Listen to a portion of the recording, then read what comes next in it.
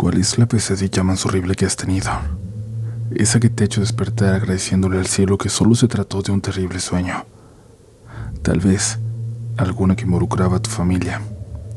Una en la que no podías hacer nada por ellos, por cambiar su destino. ¿Qué harías si te dijera que a veces esas pesadillas espantosas pueden ser mucho más que un simple sueño? Una visita breve a otro plano, una oportunidad de echar un vistazo a nuestro destino, o de ver a esos entes que nos rodean, que están permanentemente cerca de nosotros y que estando despiertos tenemos la fortuna de ignorar. Te invitamos a dejarte llevar por las siguientes historias y escuchar con mucha precaución, pues tú puedes ser el siguiente protagonista de Relatos de la Noche. Hola a todos, soy de la ciudad de Mérida. Quiero compartir este relato que le pasó a mi papá. Me gustaría guardarle el anonimato, ya que con la información que se proporciona se podría saber la identidad de mi padre o la mía. Es un relato corto y puede ser que no dé miedo, pero es una de tantas historias que nos han pasado en la familia. Mi papá es médico de terapia intensiva, aunque actualmente ya se encuentra jubilado. Esta historia es de cuando trabajaba en un hospital público, aquí en la ciudad. En terapia intensiva, como casi todos ya deben de saber, están los pacientes graves. Los familiares de los pacientes reciben información acerca de su estado de salud y pueden visitarles por un corto periodo de tiempo todos los días. Un día ingresó una señora. Mi papá fue el encargado de atenderla, vigilarla y tratar de que mejorara. Desde el día en que ingresó la paciente, el familiar que iba a recibir informes y visitarla era su esposo. Mi papá le daba información, el estado de salud de su esposa todos los días, y esta era muy grave, tanto que la paciente estaba sedada y le ayudaba una máquina para que le permitiera respirar. El señor también entraba a verla y a platicar con ella, y es que hay algunas personas que piensan que los pacientes que están sedados aún pueden escuchar. El esposo iba a visitarla todos los días, y en una ocasión mi papá lo escuchó decirle a su esposa: «Ya pronto nos vamos a ir, juntos, a la casa». A mi papá le pareció triste. No solo mejoraba muy lento la señora como para pensar en salir de terapia intensiva, que saliera del hospital. Lo veía muy improbable, a menos que sucediera un milagro. Al día siguiente, durante la jornada de mi papá, la señora se puso más grave. Se hicieron todos los procedimientos posibles, pero lamentablemente falleció. Mi papá pidió que se le hablara a los familiares de la paciente y esperaba ver a su esposo entrar para darle la noticia de la mejor forma posible, para darle la noticia de la forma menos impactante posible. Pero para su sorpresa, llegó otro familiar, la hija de la señora, y era la primera vez que la veía. Se presentó como el doctor a cargo del cuidado de su mamá y le comentó todo lo que había pasado durante su estancia en la terapia intensiva. Ella entendió la situación, y a mi papá se le hizo raro que no se encontrara el esposo de la paciente, así que le preguntó a la hija que dónde se encontraba, pensando que había salido a comer en ese momento, y es que no se despegaba del lugar para nada. La hija, al escuchar la pregunta, se extrañó, y le dijo que su papá, el esposo de la paciente, ya tenía varios años fallecido, que ella acababa de llegar a la ciudad ya que eran de una población lejana y no pudieron llegar antes. Mi papá le describió cómo era el señor, le dijo cómo se llamaba. La joven le confirmó con lágrimas en los ojos, con lágrimas de miedo, de tristeza o de desconcierto, que en efecto, ese era su padre. Al final, la hija se alegró de que su madre no hubiera estado sola, de que su papá hubiera ido por ella. Cuando mi padre le preguntó a los guardias por el señor, le dijeron que nunca vieron entrar a nadie con esas características. Fue como si solo él hubiera podido verlo.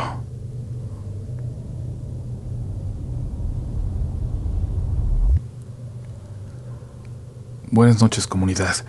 Escucho el podcast desde hace tiempo y tengo varios relatos que me gustaría compartir con ustedes. La historia que voy a contarles hoy sucedió cuando yo estaba en la primaria. Esa fue una época muy difícil para mi familia, y es que mi abuelo llevaba varios meses enfermo. Le habían diagnosticado cáncer en el estómago. Como la enfermedad estaba en una etapa muy avanzada, los médicos nos dijeron que ya no había mucho que hacer, que ningún tratamiento iba a ser efectivo a esas alturas. Nos advirtieron que quedaba poco tiempo de vida y nos recomendaron que lo diéramos de alta del hospital para que pudiera descansar y pasar sus últimos días en casa, acompañado de la familia. Mi abuelo estaba resignado a lo inevitable e incluso se había despedido de toda la gente que quería. Sin embargo, nosotros guardábamos la esperanza de que él se pudiera recuperar. El 13 de septiembre de ese año, él estuvo mucho mejor de lo normal. Se veía alegre, a pesar de las condiciones. Incluso pidió que lo ayudaran a cambiarse porque quería salir a pasear. Para darle gusto, mis tías lo alistaron, pero su cuerpo no resistió. Estaba tan cansado que ya no pudo volver a levantarse de la cama. Aún así, pasamos el resto de la tarde con él, y fue un día muy agradable, que aún recuerdo con mucho cariño. Cuando comenzó a oscurecer, mi familia volvió a mi casa. Mi hermana y yo no nos podíamos desvelar, pues teníamos clases al día siguiente. Mi casa tiene 2 entradas, la principal que da a la calle y una puerta trasera que conecta mi cuarto con el patio. Durante la madrugada, escuché cómo tocaban la puerta de mi recámara. Me levanté apresurado. En ese momento pensé lo peor. Pensé que le había pasado algo a mi abuelo. Mi hermana y mis papás estaban profundamente dormidos. Parecía que ni siquiera escucharon el ruido. A través del cristal de la ventana, vi a una mujer mayor, muy delgada, vestida de negro. Ella llevaba un velo que le cubría la cara y parte del cuerpo, como lo usan algunas mujeres en misa. Continuaba tocando con mucha insistencia, así que le abrí pensando que quizás era alguien de mi familia. Como no podía ver su rostro, creí que era alguna de mis tías con noticias de mi abuelo. Le pregunté qué pasaba, pero no me dijo nada. Solo me hizo una señal con las manos. Me pidió que la siguiera, que la acompañara. Yo accedí sin pensarlo. En cuanto crucé la puerta del patio, me di cuenta de que no estábamos en mi colonia. Al final de la calle, vi un portón enorme de herrajes. Ella seguía sin decirme nada, y en ese momento yo no tuve el valor de preguntarle quién era, ni a dónde íbamos. Simplemente la seguí. Ella abrió el portón y otra vez me pidió que la acompañara. Al entrar me di cuenta de que me había conducido a un panteón. Seguí caminando detrás de ella. Cuando estábamos frente a una capilla, me hizo una señal de que me detuviera. Vi a mucha gente caminando entre las tumbas, como cuando es 2 de noviembre y la gente va a llevarle flores a sus muertos. Avanzamos y al final del pasillo había una excavación, un hueco profundo en la tierra. Ahí escuché su voz por primera vez. «No olvides este lugar», me dijo. «Pronto vas a volver». «¿Pero por qué?», le pregunté. «Por favor, dime por qué voy a volver». Ella no me contestó. Regresamos al pasillo principal y dimos vuelta al lado derecho del panteón, que es la zona donde entierran a los niños. Ahí había una mujer en el piso, llorando frente a una pequeña tumba. La mujer de negro se acercó a ella y le dijo algo al oído que yo no alcancé a escuchar. Me acerqué a la señora que seguía llorando, la tomé del brazo para ayudarla a que se levantara.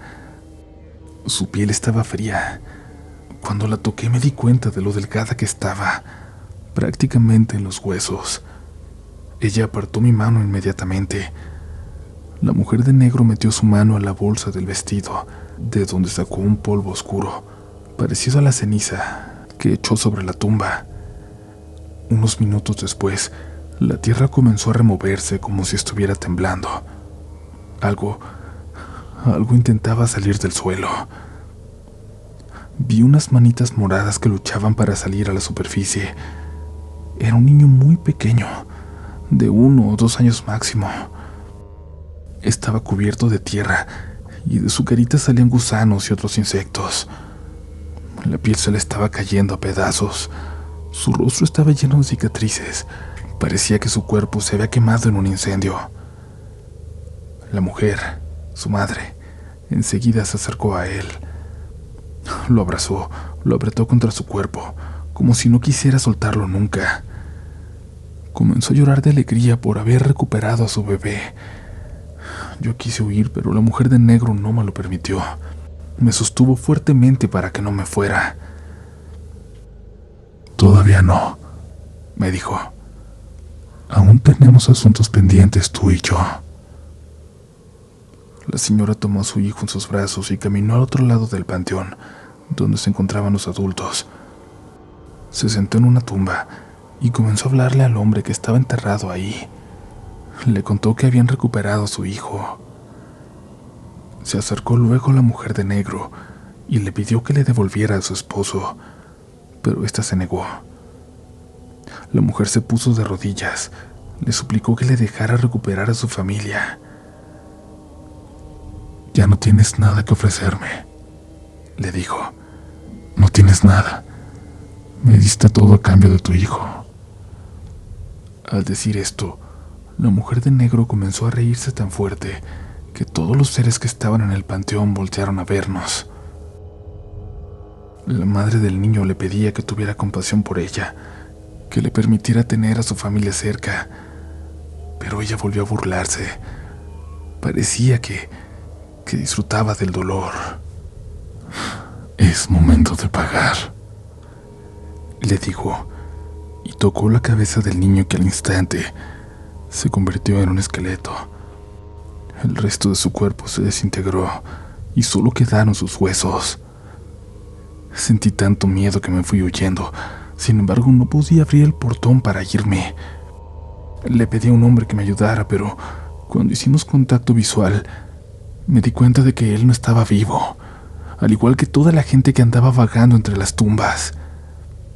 No sé cómo no me di cuenta antes, si todos tenían la cara y el cuerpo secos.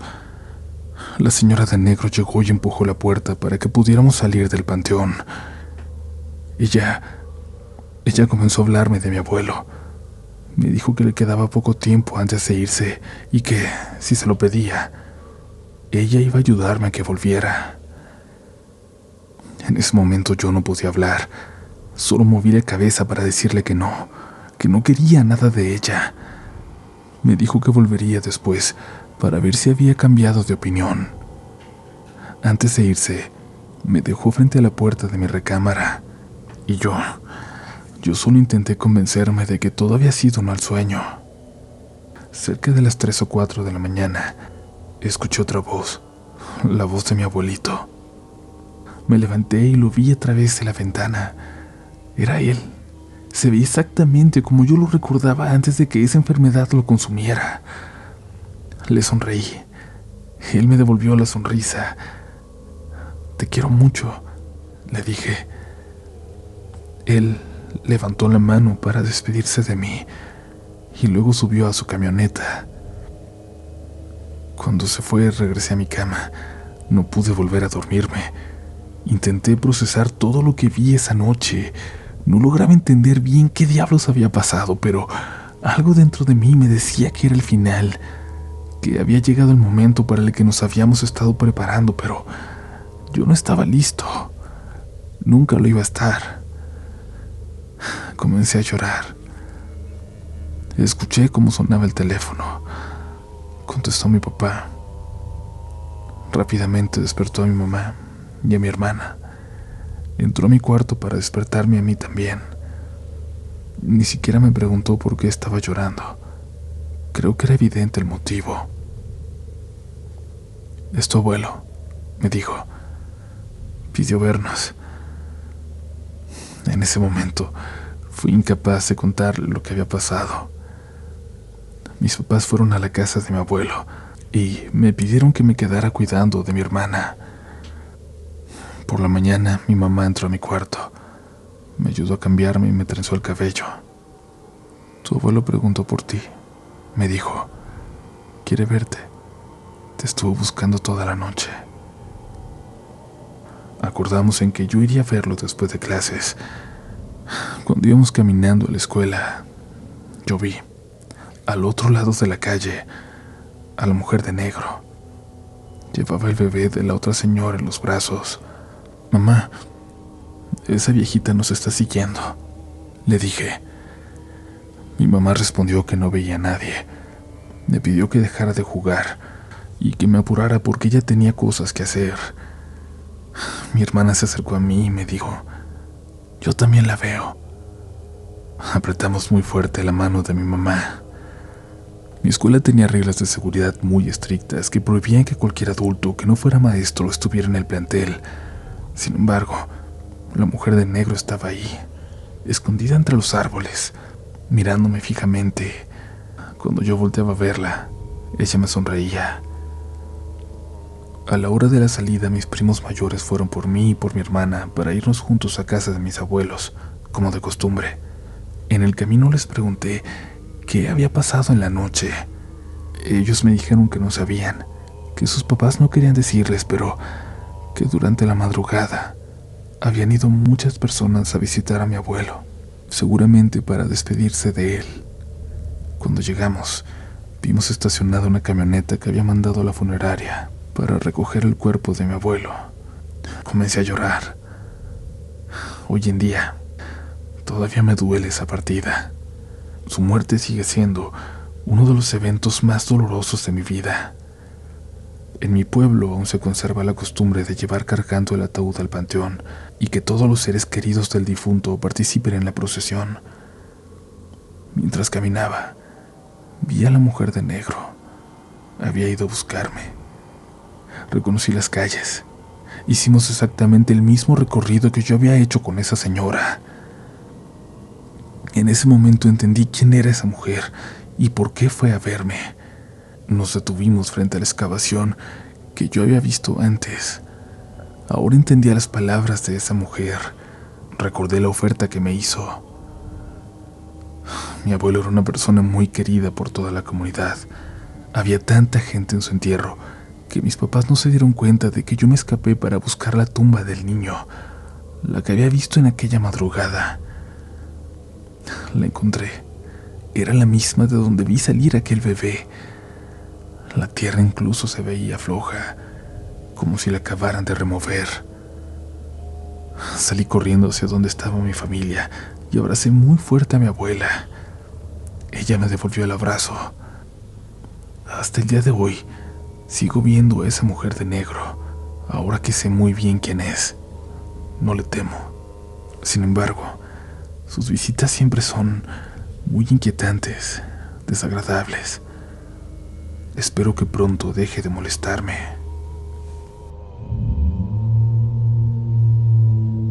Gracias por compartirnos estas historias tan fuertes, tan íntimas, por tener la confianza de compartirlas con esta comunidad.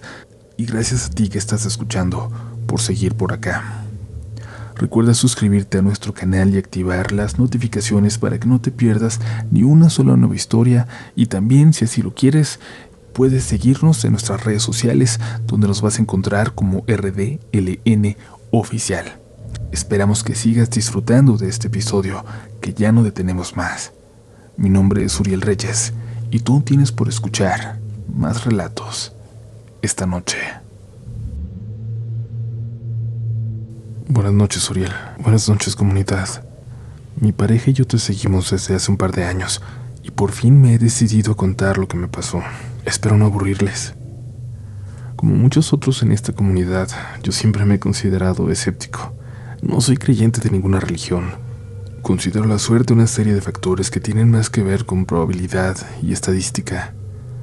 Aún ahora, después de haber pasado lo que les voy a contar, la verdad es que no me gusta buscarle mucha explicación y no me rompo la cabeza, pues comprendo que siempre habrá cosas que escaparán a mi entendimiento. Sigo repitiéndome a mí mismo que no necesito una explicación de todo. Habiendo aclarado esto, procedo con mi historia. Vivo en Los Cabos, Baja California Sur. Cuando yo era un recién nacido, mi abuelita perdió su casa en la tromba del 93. En una noche de tormenta, el fraccionamiento donde vivía quedó sepultado bajo una avalancha de lodo y piedras. Debido a esto, los afectados pudieron lograr precios más accesibles para comprar terrenos en otras áreas del pueblo, con ayuda del gobierno. Mi abuela se mudó entonces a la parte que ahora llaman San José Viejo, a un predio a 2 cuadras de donde hoy en día está la secundaria. El lugar ya tenía construida una casita de madera con una salita de estar, una cocinita y un par de recámaras y un baño. Yo nunca he sabido a quién perteneció el terreno antes, aunque ahora creo que no estaría mal investigarlo. Ya instalada en su nuevo terreno, mi abuela empezó a construir con material, pero tomando como base la casita que ya estaba. Se miraba muy curioso. Llegó el punto en el que la mitad de la casa era vieja y de madera, y la otra era sólida y moderna. Los años pasaron y mi abuela trasladó su recámara a la parte de la nueva casa, y la vieja, la primera que tuvo ahí en la parte de madera, se quedó como cuarto de visitas. Y ahí es donde sucede mi relato. Habré tenido unos 8 años. Nos quedamos en Nochebuena. La recámara tenía una cama king size que no dejaba mucho más espacio en ella. Prácticamente la llenaba toda. Recuerdo que festejamos, cenamos y nos fuimos a dormir. No sé a qué hora en la madrugada me desperté. Ya todo era silencio alrededor. Era tan tarde que ya no había fiestas ni reuniones que se escucharan a lo lejos. Mi papá estaba acostado dando la espalda a la ventana. Frente a él tenía a mi hermanita de 2 años. Luego estaba yo, y del otro lado de la cama estaba mi mamá. Detrás de mi papá noté algo, en la ventana, a través de la cortina y definida por la fuerte luz del alumbrado público. Pude ver una silueta contra luz, la silueta de lo que parecía ser una mujer alta, muy delgada, de cabello largo, inmóvil parada frente a la ventana, mirándose adentro. Ni siquiera recuerdo sentir miedo. Solo me quedé mirando, sin hacer ruido, por lo que me sorprendió cuando noté los ojos abiertos de mi papá. Se dio cuenta de que yo estaba mirando hacia la ventana. Eso pareció ser suficiente para que comprendiera qué estaba pasando. «Está ahí, ¿verdad?», me preguntó en un susurro. Yo solo asentí muy ligeramente, sin poder quitar la vista de la ventana. Nadie, ni siquiera esa figura, hizo algún movimiento. «Duérmete, cierra los ojos, no te va a hacer nada», me dijo en un nuevo susurro. Yo no quité la vista de eso que estaba detrás de la cortina. No logro recordar en qué momento cerré los ojos, en qué momento me venció el sueño. Siempre he pensado que eso se debió a que mi papá, desde joven, fue muy devoto de la Niña Blanca, de la Santa Muerte. Incluso la tenía tatuada en uno de sus brazos. El burro, le llamaban, todo un personaje en las calles de San José y de San Lucas. Siempre lo acompañaron historias extrañas. Incluso entre sus amigos, había quien decía que cuando lo miraban andar en su carro, ya de noche, siempre parecía llevar una persona muy alta, muy delgada, en el asiento de atrás. Habrá sido ella la que le acompañaba, la que lo vigilaba mientras dormía, aquello que vi.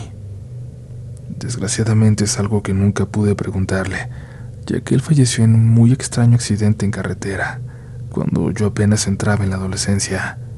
Curiosamente pasó justo cuando él estaba haciendo cambios en su vida, alejándose de las malas compañías. Tengo otras experiencias en esta casa, siempre en la parte vieja, la de madera, esa que estaba ahí desde quién sabe cuándo, desde antes de que mi abuela llegara al terreno. Pero esas se las contaré pronto, en otra ocasión.